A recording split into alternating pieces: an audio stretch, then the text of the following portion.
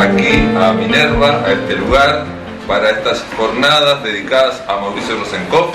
Yo no sé si esta es la frutilla de la torta o una de las frutillas de la torta, pero claramente es uno de los momentos más interesantes. Creo que yo voy a ser de los momentos más interesantes, no porque los otros no lo hayan sido, sino porque en este caso vamos a estar conversando con escritores en torno que han dialogado de alguna forma con la obra de Mauricio Rosenkopf. Son varios los escritores y bueno, puedo empezar a presentarlo. Bueno, por un lado lo tenemos acá Fernando Butazzoni, ya lo conocen, es periodista, es escritor, ha trabajado en diarios, revistas, radios, agencias de noticias y ha publicado muchos libros, entre otros El tigre y la nieve, Las cenizas del cóndor y Tierra mínima. A mi lado, a mi izquierda tengo a Mauricio Rosenkopf, que no necesita presentación porque, entre otras cosas, no se ha dejado de hablar de su obra durante todo el día y bueno, va a continuar esto hasta el sábado. Tenemos también a Marcelo Stefanel, a mi derecha, que también es escritor, un hombre que ha trabajado mucho en el semanario Búsqueda y que, según él, leyó más de 1.600 títulos mientras estuvo 13 años en la cárcel. Entre otras cosas, no lo pone aquí, pero yo recuerdo que leía El Quijote todos los años, entre otras cosas, ¿no? Y bueno, entre su última novela es El Otro, pero también ha tenido varios libros. Me acuerdo también uno, el de los galgos, ¿cómo era que se llama? El retorno de Don Quijote, caballero de los galgos. El retorno de Don Quijote, caballero de los galgos. Después tenemos a Camila Carvajal. Ella es actriz, es profesora de literatura, es maestranda en ciencias humanas y ha participado, bueno, en jornadas de teatro y es directora de la compañía Verde Teatro, que es una compañía que se especializa en el teatro de investigación. Entre otras cosas, actualmente hay un espectáculo que se llama Murmuria y que va sobre presas políticas, que tuve la ocasión de ver el domingo pasado y que lo recomiendo porque es más que teatro, es una experiencia de inmersión en esa dura experiencia que es la cárcel, lo que fue la cárcel política en la dictadura de la última dictadura. Camila Carvajal también es ¿qué más sos? ¿Sos más cosas, no? Soy madre. Sos docente, sos madre. Bueno, y después tuvo una obra anterior, inédita, María Eugenia, sobre María Eugenia Vaz Ferreira, que fue también en ese lugar, en un teatro de inmersión, que a mí me encantó, me pareció espectacular. Y por último tenemos a José Arenas, que es escritor, es músico y es letrista de tangos, ha publicado narrativa, poesía, crítica literaria, y su último libro, que acaba de salir hace muy poquito, se llama La Otra Orilla, antología crítica de la poesía del tango uruguayo, y que obtuvo un fondo concursable, y yo me imagino que José Arenas dialogará con Rosenkopf por ahí, presumo yo. Si les parece, arrancamos con José Arenas. ¿Te parece, José? Tu obra, vos sos poeta, también sos narrador, has publicado también muchos libros, pero tenés esa vertiente que es la de letrista, de poeta del tango, ¿no? La pregunta es si es por ahí la afinidad con Rosenkopf o por dónde. Sí, yo recuerdo ahora, no es estrictamente tango, pero la primera canción de Mauricio que yo conocí estaba en una revista en la casa de mis abuelos, una revista que tenía, en la tapa tenía a Roberto Rimoldi Fraga, y se llamaba Vidalita del Exilio, que creo que tiene música de Anselmo Grau, me parece. Y ya, como ya conocía el nombre de Mauricio y demás, creo que siempre estuve atento no solamente a sus novelas, de las cuales después diré y confesaré lo que he robado, sino a las letras de tango. Recuerdo algunos tangos como Vereda de Tango, Vereda de Dos Orillas, con música de Gustavo Mossi, que es un guitarrista argentino, algunas canciones compuestas con Estela Magnone, no solamente las que salieron en el disco Pies Pequeños, sino anteriores, Paraguas Rojo, Los Bailarines y demás.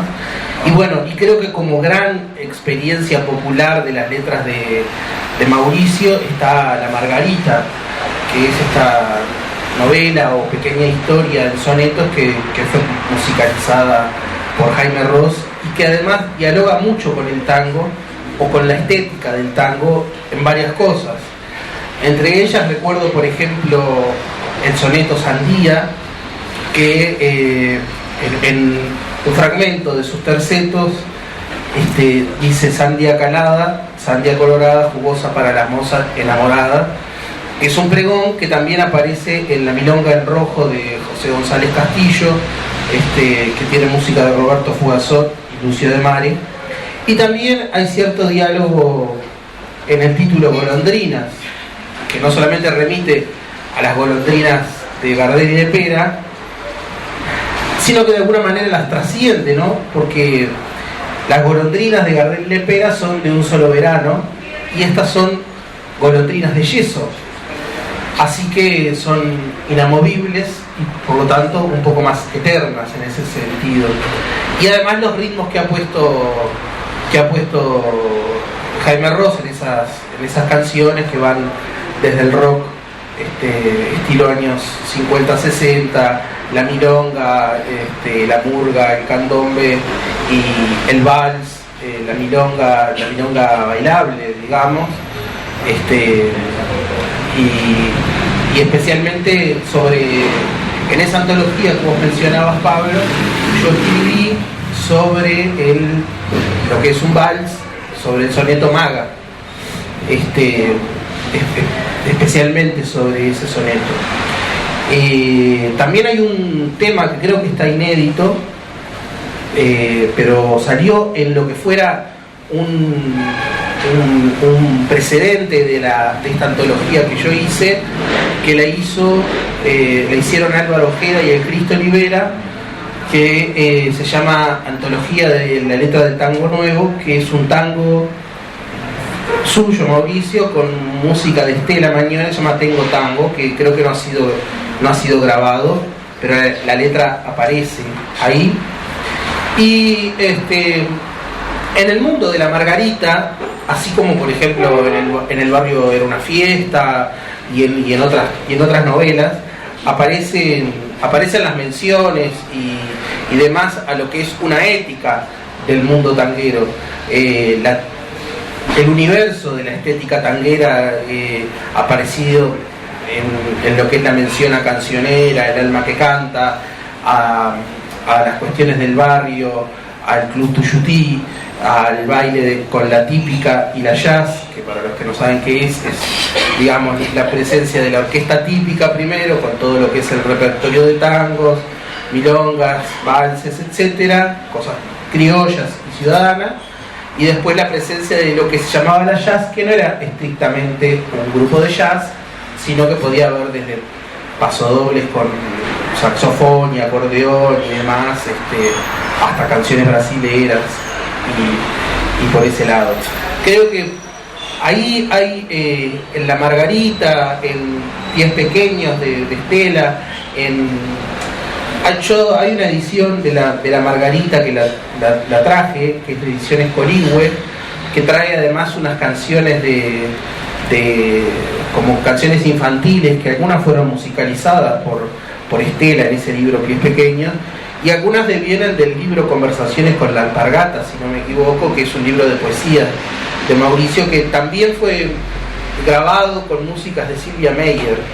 Es decir, que la obra de Rosenkopf está muy ligada siempre a la música, tanto en la novela sobre la que estuvieron hablando hace un momento nada más, Las cartas que no llegaron, hasta sus últimas novelas, está muy presente esa estética, lo que en un trabajo que yo leí hace varios años, que hizo Silvia San Martín, ella llamó Subjetividad y Barrio, en 3 obras de Mauricio Rosenkopf.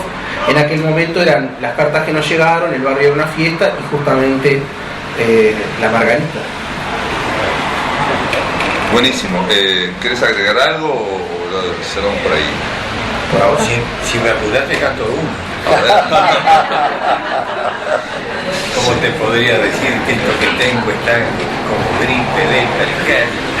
Yo mi vida tengo pero yo paré.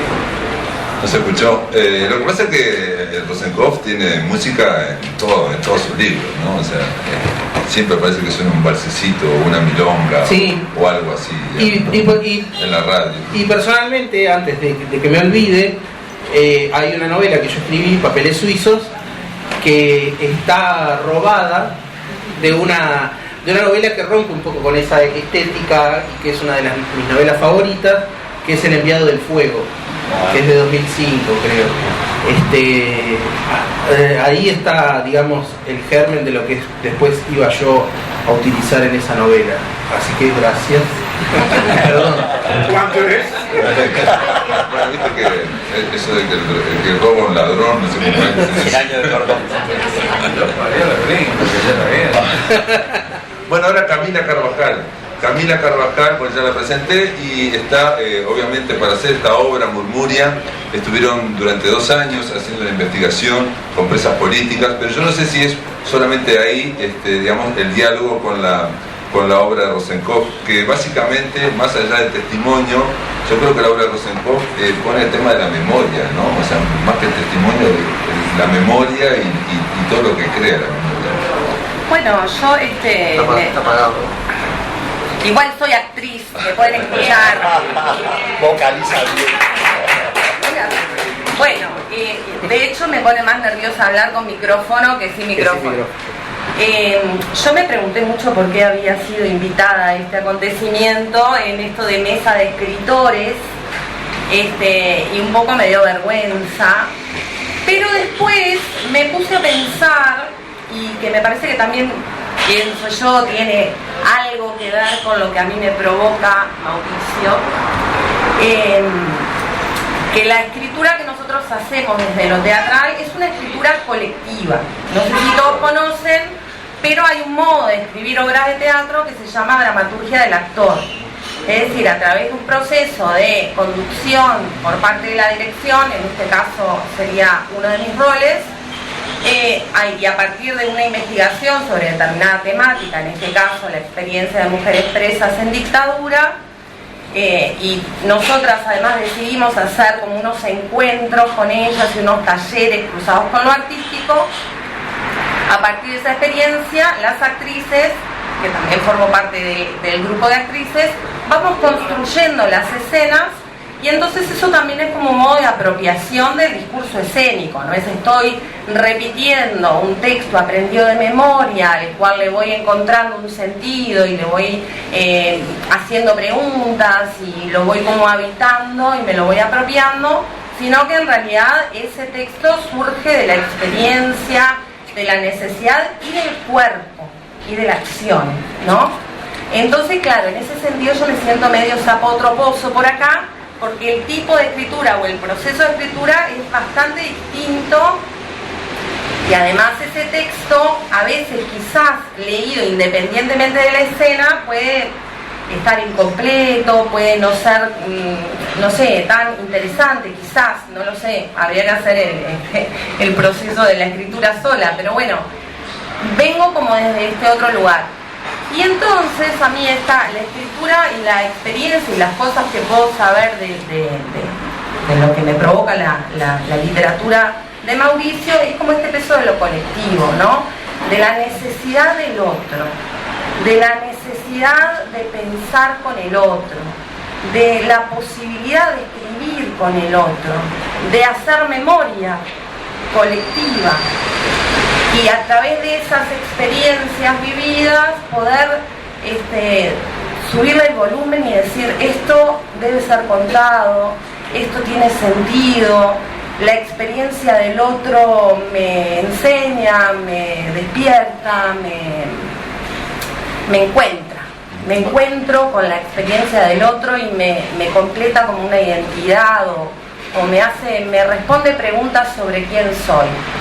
Entonces, bueno, por un lado eso, siento que ahí encontré parte de ese contacto, Y por el otro lado también creo yo, algo que a mí me conmueve mucho de la escritura de Mauricio, es como este cruce entre lo poético y lo que puedo encontrar en una experiencia cotidiana, ¿no? En eso que me conmueve de lo cotidiano, de lo chiquito, de lo que puede ser como imperceptible o insignificante, y cómo la experiencia humana adquiere un valor inmenso y es lo que nos da sentido. Entonces, esto de lo poético y lo cotidiano, creo que también por ahí hay como un punto de contacto. Pero podría seguir hablando ahora, porque tenemos los docentes que nos encanta hablar mucho, pero después quizás retomo. No, Carmina, también pensé en algo que tiene, no solo Rosenkopf, sino que lo tienen los escritores, muchos escritores, pero es la idea de que hay cosas que vale la pena contar, cosas colectivas o cosas cotidianas que vale la pena contar, y a veces a simple vista parecería que no, en ese sentido también, ¿no? Sí, y también... Digo por el teatro también lleva a cabo a veces, bueno, eso, encarnar en el teatro gestos de la vida cotidiana que parece que no tuvieran mucho significado. Bueno, ahora que comentaste esto, una de las cosas lindas que nos ha pasado con la obra, y que tiene que ver con lo que acabas de decir, es como también a veces el arte, el teatro, la literatura para ser leída, también es como un modo, vuelvo para atrás, una de las expresas que participó en el proceso creativo de Murmuria, nos dice, bueno, mi hija y mis nietas siempre supieron que estuve presa. Nunca hablamos mucho, pero fuimos a ver Murmuria y fue como hablar, ¿no? Y ella lo dijo así como si no era tan importante, y yo quedé toda... Y esto que vos decís, vale la pena hablar, y a veces también como el arte nos ayuda a encontrar o las imágenes, o las palabras, o ese acorde también, ¿no? La música, que nos hace entender y que nos gusta como contar así. Así que también por ese lado me parece que hay otra conexión. Perdón, voy a decir una cosa más. Sí, dale, sí. Y otra cosa, esto de encontrar como la belleza y el humor detrás también de lo horrible, ¿no? De lo horroroso. Eso me parece que también ahí encontramos como una sintonía, ¿no? Yo qué sé, escuchando porque escuché en Spotify, que es maravilloso, conversaciones con la alpargata, ¿no? Y esta cosa que entre que te conmueve, te da mucha gracia, mucha risa, ¿no? Te alegra, te quedas contento. Escuchás eso y decís, ¿por qué estoy tan contenta, no? Pero bueno, por ahí también. Muy bien, Marcelo Stefanel, obviamente, digamos, compartís con el ruso Rosenkopf, digamos, la experiencia carcelaria y la idea también, digamos, el impulso de escribir. En tu caso fue después de la cárcel, ¿no? En el caso de él no, claramente fue antes. Pero ¿cuál sería tu opinión, digamos, más allá de esto? Y bueno, a ver, ¿está apagado? Acá. Hola. Bueno, buenas noches. Es algo alucinante estar acá. Primero quiero confesar eso, ¿no? Porque hace 53 años lo conocí a Mauricio, en una de nuestras aventuras pre-cárcel, y no sabía quién era, obviamente, ¿no? Él era Lionel para mí, nada más que eso. Pero después, cuando vino la debacle, y todos nos cruzamos por cuarteles y cárceles, me enteré quién era, que su nombre y apellido, y que ya tenía una trayectoria como dramaturgo, ¿no? Pero después nos aislaron por 11 años más. Entonces me vengo a reencontrar con Mauricio en el instante del primer abrazo después de ese tiempo, cuando estábamos por subir al ómnibus que nos iba a trasladar del penal de Libertad a Jefatura. Éramos los últimos 43 presos que quedábamos en el penal, y esa situación que siempre soñamos con dejar una cárcel vacía se dio, ¿no? Era una cosa increíble. Y todo ese viaje de 50 kilómetros desde el penal hasta Jefatura es para una novela también, ¿no? Ahí vamos conversando, todos flacos, demacrados, algo loco. Yo iba sentado al lado de Henry Engler, que venía muy mal el hombre, tenía alucinaciones auditivas todavía, y al momento que íbamos cruzando el puente Santa Lucía, acababa de terminar esas tormentas aisladas y se formó un arco iris que bien sobre encima de la desembocadura, en ese atardecer. Entonces Mauricio me dice, hermano, dice, ¿vos estás viendo lo que yo veo? Y miré, sí, el arco iris. Digo, ah, qué suerte, creí que estaba alucinando. Eran bocinas por todos lados y después tuvimos 24 horas casi conversando en jefatura hasta que salimos en conventuales. En esas conversaciones le confesé a Mauricio que mientras tuve el Pedal Libertad había escrito alrededor de 15 cuentos y una novela. Pero tuve la desgracia que en una requisa en el 82 perdí todo lo que había escrito y todos mis apuntes, todo lo que estaba en puño y letra. Se salvó un solo cuento porque estaba en otra celda. Él fue el único que se salvó. Mauricio escuchó eso y al primer reportaje que da en Libertad, que lo leo como una semana después, me nombra escritor. Dice, sí, dice, porque de la cárcel salieron muchos compañeros, dice, que hay entre ellos escritores, Carlos Liscano, Marcelo Stefanel. Yo me sentí con una presión, todavía no había escrito, no me animaba a escribir, había quedado totalmente frustrado, ¿no? Entonces, como que me culminó a escribir quién fue ese señor que está ahí, al cual le dedican los profesores de literatura ahora esta jornada. Entonces mi relación con la literatura empieza un poco, se retoma con Mauricio. Más tarde, trabajando en Brecha, Daniela Reborges era la editora de Cultura, y en esas charlas de pasillo, de entierros, de cierres, me comenta que está asombrada de todo lo que había leído estando preso. Y me invita a hacer una columna que tituló Leer en Libertad, donde narrara mis experiencias de lector. Cosa que me fascinó, porque yo que soy enfermo de Don Quijote de la Mancha, que no es más que un lector, acepté el desafío y ahí me largué a escribir. Bueno, ese fue el primer impulso. Aún así, como soy muy aragán, recién publico el primer ensayo sobre Don Quijote en 2003 y ahí empezó un ritual nuevo con Mauricio. En cada libro que yo le publicaba, se lo llevaba a su casa, conversábamos y él me hablaba de sus proyectos. Entonces, y cuando yo le hablaba de los míos, él me decía una frase que para mí se hizo famosa. Si vos, y me daba su manuscrito y me decía, si vos me lees, yo te leo. Entonces, en esa relación, si vos me lees, yo te leo, venimos hace unos cuantos años, que ha servido de estímulo enorme para mí. Por otro lado, siempre conversamos con Mauricio del tema de la memoria, ya sea la memoria histórica, ¿no?, como la experiencia personal. Y yo le comentaba hace mucho tiempo ya que me esquematizaba nuestra existencia sostenida por tres pilares. Uno, muy importante, es la memoria. El otro es el mundo de los afectos. Y el tercero, no necesariamente en ese orden, son los conocimientos. Sin conocimiento, sin afecto y sin memoria, no somos más que una piedra. No somos nada. Y la memoria es tan importante que cuando retorna Henry con su proyecto Engler del CUDIN, del Centro de Imagenología, y me explica lo que es el Alzheimer y cómo viene peleando contra el Alzheimer, fui más consciente que nunca de la importancia que es la memoria. Y la prueba está, todos hemos conocido gente enferma de Alzheimer y deja de ser quien es. No solamente no nos reconoce a sus semejantes, sino que no se reconoce ella misma. Entonces yo siempre valoré muchísimo la literatura de Mauricio, por la memoria, ¿no? Y hoy me pasó una cosa, bueno, por supuesto, desde que me invitaron, Gabriela me invitó a esta jornada, empecé a repasar los libros de Mauricio, que los tengo, luego le saqué una foto, los tengo todos en la biblioteca, porque Delí, mi esposa, que era la biblioteca muy prolija, si fuera mía no hubiera encontrado ningún libro.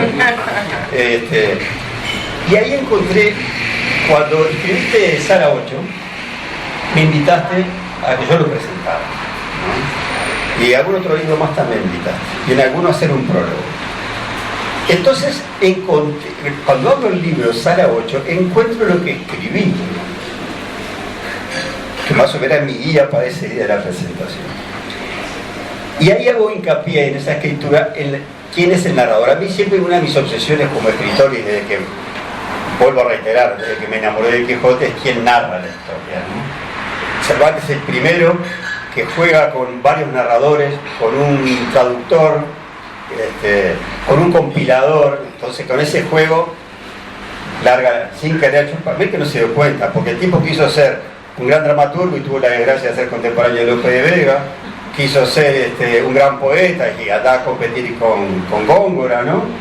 Y sin querer inventó la novela moderna, ¿no? Y bueno, pero voy a esto, memoria y quién narra siempre han sido dos elementos que en la literatura de Mauricio me han tenido atrapado, totalmente atrapado.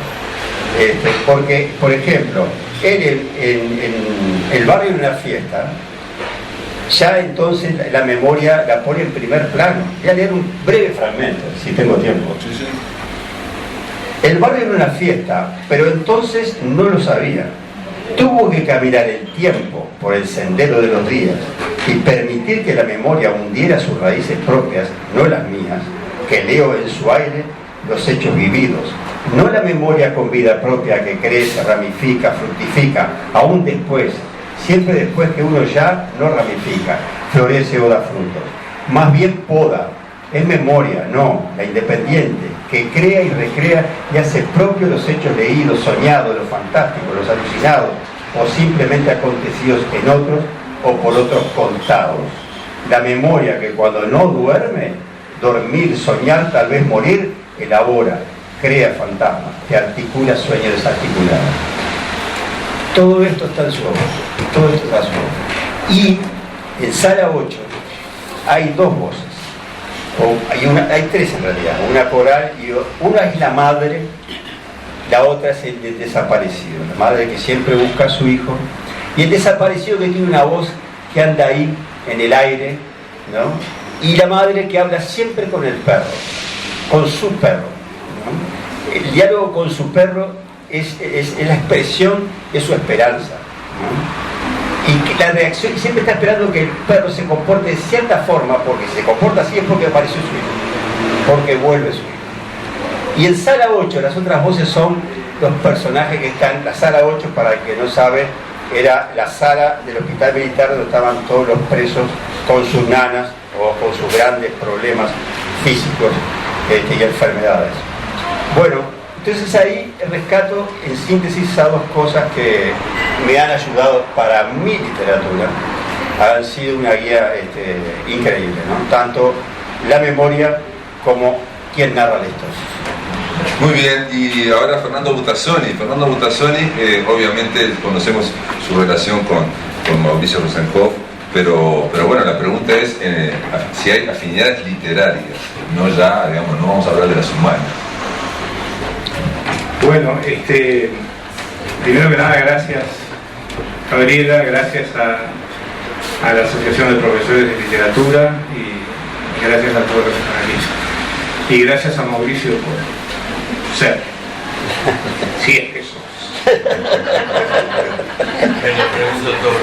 Yo lo sé. Bueno, en realidad Mauricio tiene una relación, yo diría casi que soy lo que soy como escritor periodista o periodista escritor, narrador, novelista, por un libro de Mauricio que leí cuando yo tenía 15 años, que se titula La rebelión de los cañeros, que me cambió la cabeza totalmente, ¿no? Me di cuenta de que ahí había un mundo que iba más allá de la belleza de la literatura, pero que la incluía, que iba más allá de la denuncia social, pero que la incluía, y que iba más allá de lo material, aunque también lo incluía. Y a partir de La rebelión de los cañeros, sin ser un frecuentador de la dramaturgia de Mauricio, y sin haberlo leído hasta, bueno, después de la dictadura, obviamente, me convertí en alguien que quería escribir cosas parecidas con el mismo tono, digamos, a la que había leído de Mauricio, que era la realidad de Otamendi. Con Mauricio siempre tuvimos una relación medio con cosas mágicas, medias sin explicar. Una vuelta yo le estaba haciendo una entrevista, capaz que él se acuerda, en una radio, en Radio Sarandí, y él habló de un latón donde a él lo bañaban cuando era chico. ¿Se acordaba de ese latón? Año 39, 40. Bueno, en el transcurso de la entrevista llama una señora y dice: yo tengo ese latón. Lo cual era cierto, ¿no? Por supuesto. Pues, en otra ocasión yo, por razones que no voy a explicar en qué sentido, iba por la calle Tuidutina y vi un clavo clavado en el tronco de un árbol. Ese clavo metido en el tronco de un árbol no era el mismo, obviamente, pero eran los clavos que se usaban antes para colgar la bolsa de la basura a una altura suficiente para que los perros no rompieran la bolsa y el basurero la pudiera recoger. Y eso él me lo contaba, lo cuenta incluso en un libro. Entonces la relación que yo tenía desde el principio se fue como que ahondando, profundizando, a medida que él escribía y que yo lo leía. A mí también me decía eso: si me lees, yo he tenido el privilegio de leer muchos originales de Mauricio, y creo de haber entendido cómo le funciona la cabeza narrativa, que no es exactamente narrativa, es narrativa, es poética, es musical.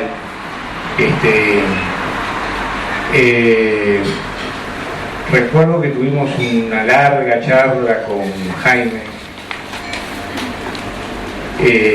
Ross y con Mauricio a propósito de La Margarita, y ahí yo descubrí cómo las palabras se pueden pensar en función de una determinada estética, que es un poco lo que se planteaba acá, ¿no? de lo popular, entre comillas, insignificante, que termina siendo absolutamente trascendente. Y eso aparecía en La Margarita, y aparece con gran nitidez en algunas de las canciones que Jaime musicalizó y canta con textos de Mauricio.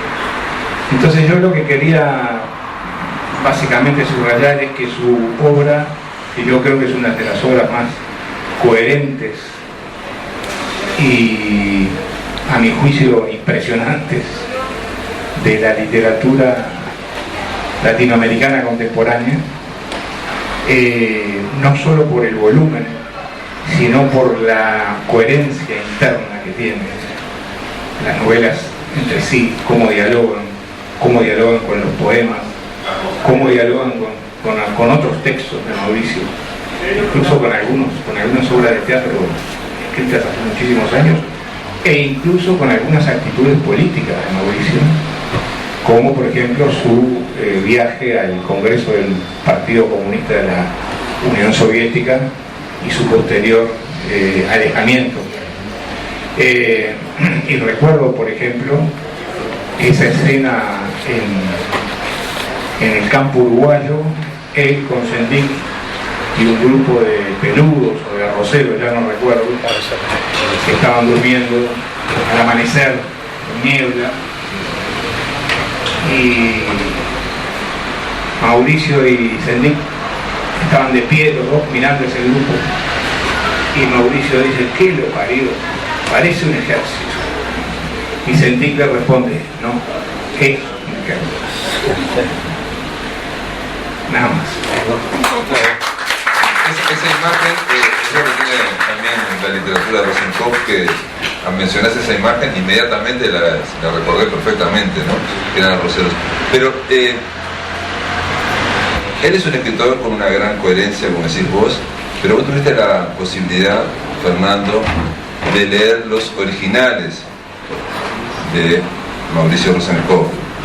Y bueno, un uno se ha leído, bueno, te manda saludos Mario Delgado Paraín, el negro Paraín, me olvidé decirte, no me olvidé decirte eso. Pero bueno, que cuando uno lee los originales de un escritor, hay varios tipos de escritores. Hay algunos que te piden más o menos el parecer, hay otros que si uno le marca cosas, o incluso le dice, le corrige cosas o palabras, algunos no las toman, te agradecen, y otros sí las toman. Mi pregunta es, ¿qué clase de escritor es Rosenkopf cuando vos lees eso? No, yo creo que querer responder esa pregunta es Mauricio y no yo. No, pero no sabes así. ¿Pero no, te corregías? a ver, ¿Te corregiste? sí, claro, lo leo con mucha precisión, porque además Mauricio tiene un método que es escribir a máquina, y eso después es volcado por otra persona en una computadora y en un Word, y eso después se imprime, y eso después yo lo recibo y lo leo, ¿no? Por lo tanto, soy también un cazador de pequeños gazapos, muchas veces no son de Mauricio, pero están en el texto. Pero yo con Mauricio tengo una relación muy franca, fraterna, franca y directa. Es decir, que a mí no me cuesta decir algo, y creo que a él no le cuesta, porque entiende perfectamente el razonamiento, escuchar lo que yo le digo. Aunque en general creo que para mí ha sido pura enseñanza, ¿no? Y pura gratificación poder leer sus libros, sus textos. Pero te acordás, insisto, no, ¿te acordás? Digo, porque obviamente uno puede decirle dentro de la estética o dentro de la página, mira, esto a mí no me cierra, o esto está lindo, pero no está a la altura de lo otro, que está mucho más lindo, por ejemplo, por decir algo, ¿no? Y obviamente el escritor, el autor, la escritora puede tomarlo, ¿no? Y realmente uno se da cuenta cuando después lee el libro. A veces, si te acordás o no, digamos, uy, me hizo caso, uy, no me hizo caso. Es esa la pregunta. ¿Le hacías caso o no le hacías caso? Él acaba de leer mi libro póstumo.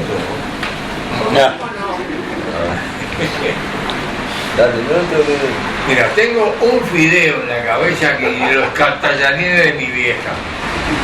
Porque cuando subía las escaleras, quien dirigía la mesa anterior habló de las neuronas de Rosenkopf.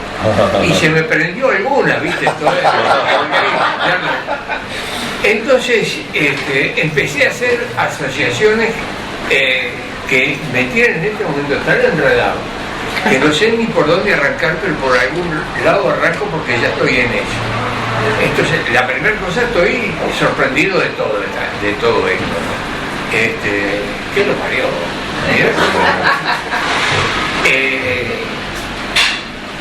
Vos fijate, cuando arranco por la escalera, ahora también, lo de las neuronas, cuando vos empezaste con los tangos, me acordé que era muchacho, aprendí a bailar cruzado en el patio Tuyutí, la milonga de ahí, que tenía gotera y todo eso, había que esquivar, y fíjate vos, ¿cómo le explicás vos que te hacen tango? ¿Cómo arranqué con eso? Y además mencionaste un tango, te lo empecé a recitar, pero afortunadamente sin el micrófono. Pero arranco con las asociaciones nomás, porque lo de las neuronas en la escalera y el comentario que se empiezan a hacer acá. Y bueno, yo tengo obras escritas a golpe de nudillo, que todavía tengo que ver si hay alguna técnica para extraerlo de la pared, porque habíamos reinventado el bolse. Y nos hablábamos durante 11 años y medio a golpe de nudillo con el Pepe y con el Diablo. Y entonces recordé eso, y recordé cómo los órganos se trastocan. El domingo estuve con el... Y de una de las cosas que nos acordamos Hola. Ahí te puedes acercarlo más. Tenés que acercarte nomás. Como si fuera Palito Ortega. Y con la cabeza puede pasar cualquier cosa, digamos. Y si me des ese coso. Perfecto. Sí. No era para sustituir la autoridad que tenés acá. No. Bueno, ahora se buenas noches. Perfecto. Yo soy el tango.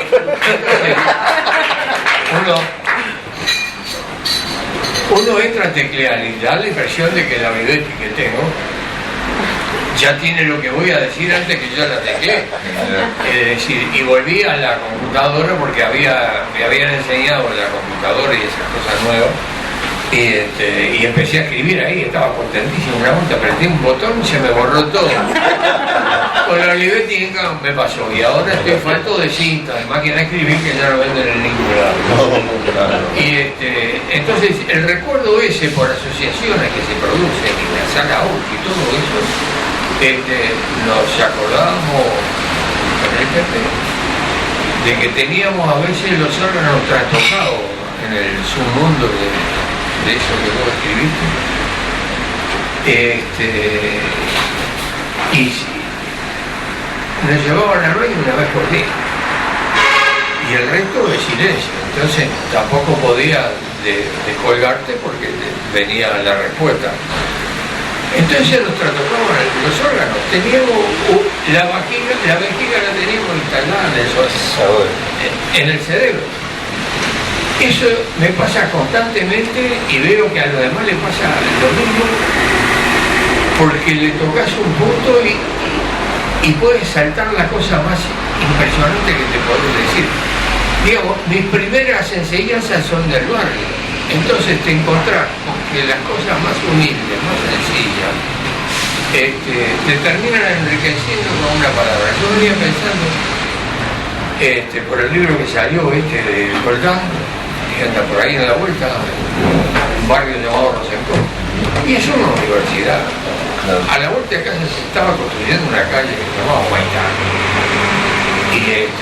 y había trabajaban los obreros, y un inmigrante que había rajado el resultado de la Brigada Internacional y la República, trabajaba en la apertura de la calle y tenía un ranchito que le habían hecho para guardar las herramientas y quedaba.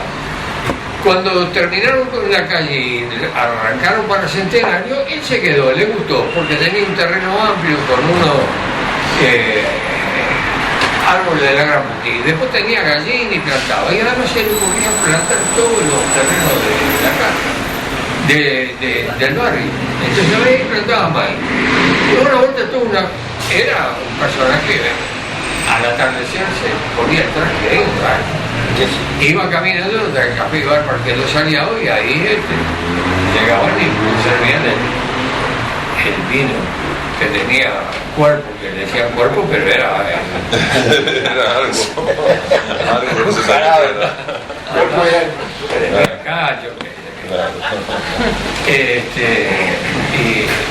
Y iba recitando, y una de las cosas que recitaba era: iba Pachín para la ciega y en el camino acordóse de la mujer y los niños. Pegó la vuelta y volvióse. Después seguía conversando, pero no se volvió. Es decir, tenía la mujer y los hijos en España, no había la manera de volver. Ese tipo, donde jugábamos al fútbol, en un campito que teníamos en la esquina, en Garibaldi y Humaitá, en los lugares donde no fastidiaba el pelotazo, había plantado unos maíz. Una vuelta que salgo, estaba él con la azada trabajando el maizal. Y trabajando el maizal, yo me paro y entro a conversar con él. Entonces le comento, pero Menéndez, ustedes plante, y antes de que maduren ya se lo afanan. Entonces, para la asada, se apoya en el mango y dice: sí, es verdad. Y me dijo una frase que me enseñó más que un libro: siempre es mejor cosechero el que planta. Entonces vos venís de esas formaciones y bueno, y el libro, ese libro que salió, que es una biografía, yo empecé a leerlo y dije, no, pero no puede ser, esto también, yo lo viví. Es decir, cuenta cosas que me entero de mi vida. Y pienso, que larga. Porque yo no soy a hablar a ellos. Y vos que estuviste hablando de las asociaciones, perdónenme, pero vos hablaste sobre la cárcel de mujeres en el siglo XX. Entonces, vos lo contás, yo estaba ahí.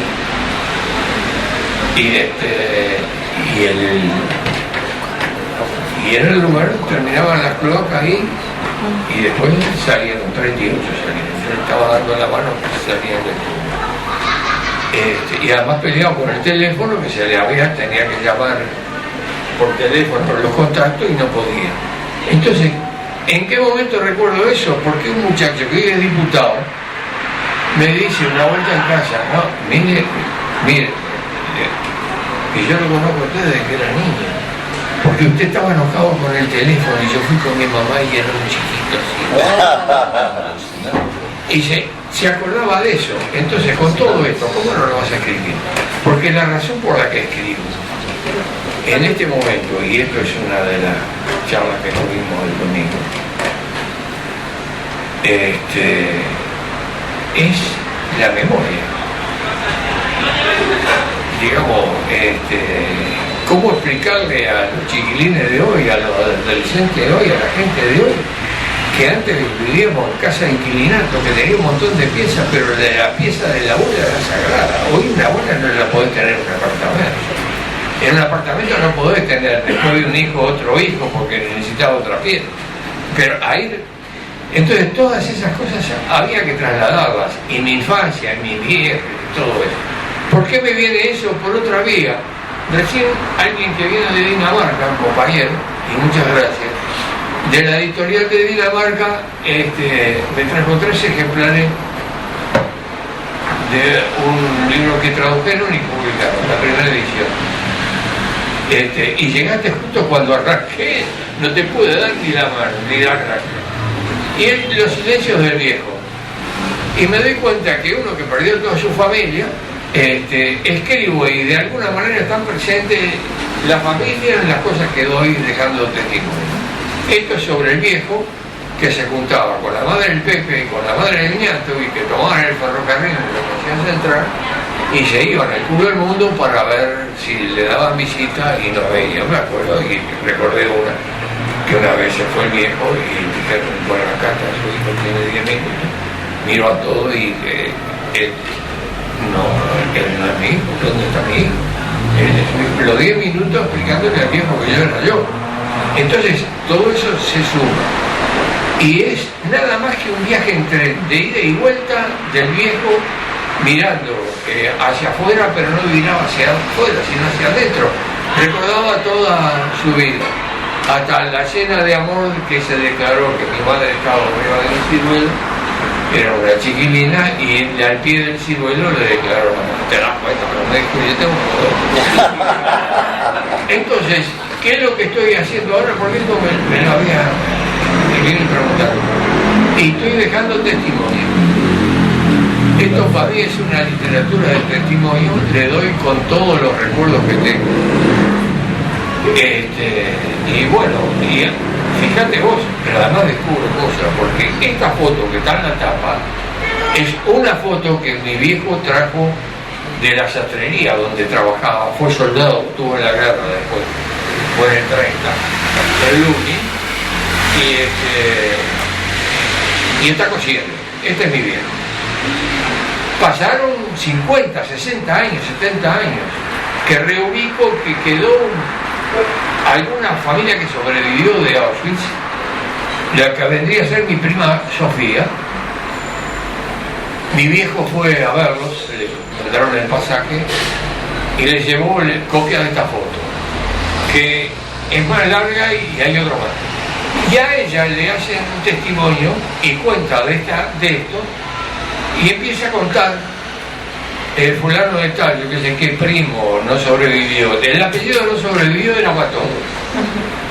Y ahí me entero que ella describe, pero fíjate vos, un testimonio de un libro que salió, creo que está en este libro, que salió, y bueno, y acá está, este es mi padre, pero después de mucho tiempo, esto que me acompañó desde la infancia, desde que era así, que la que está acá es mi tía, hermana de papá.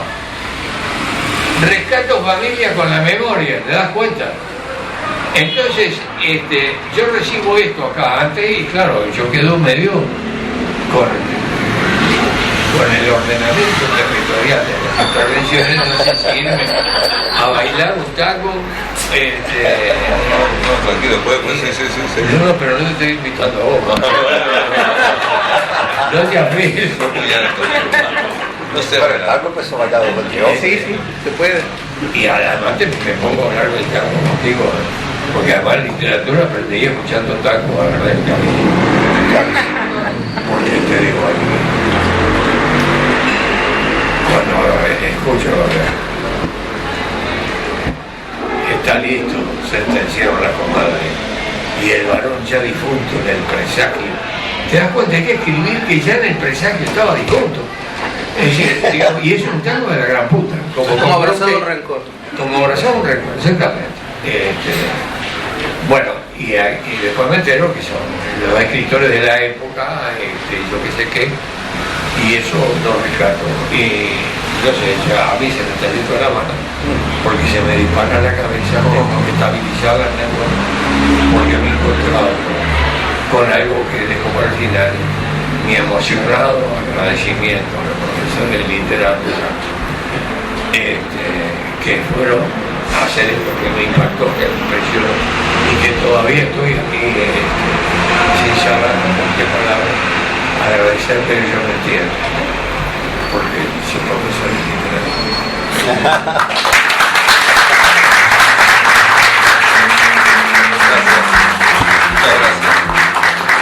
Muchas gracias a todos, muchas gracias Mauricio Rosenkopf. No sé si vamos cerrando, yo lo que me quedo pensando también es que cómo Mauricio Rosenkopf desde que empezaste con el teatro, digamos, siempre estuviste vinculado con todos los intelectuales y cómo de alguna forma él siempre parece que está hablando del barrio, ¿no? O sea, toda la trayectoria intelectual que tiene es impresionante y todos los escritores y todos los otros intelectuales, y sin embargo parece que tiene un oído para que lo que él comunica siempre esté llegando a todos. Me parece que tiene un sexto sentido. Y mira, la primera obra de teatro que lo veo la escribió vendedor de caramelo Zavala, el Tito Faro, que se llamaba No hay barrio como hay barrio, y que se estrenó en la cancha Bocha del Club Tuyuti. Imagínate vos todo eso, pero además el tipo era una comedia musical, no sabía música, no tenía idea de lo que era un pentagrama, era silbado. Entonces, y el Marduler, la canción, se vuelve a ir con su evento, Repollos y Zapallés. Y también pregón el querido Pampa Nueva y especial de Repollos y Zapallés. ¿Te das cuenta? Yo vengo de todo eso y todo lo que viví después. Hasta ahora puedo decir que mi vida es una experiencia interesante. Bueno, se va a poner más interesante porque Mauricio Rosenkopf te vienen a hacer un obsequio.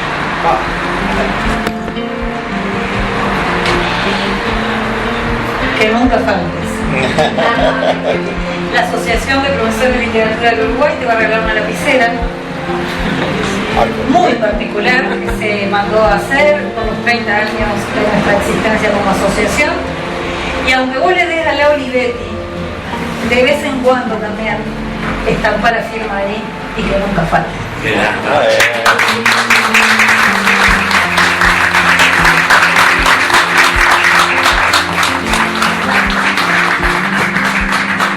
Muy bien, bueno, muchas gracias a todos, fue espectacular, lo dije al principio que iba a ser muy interesante y no me equivoqué.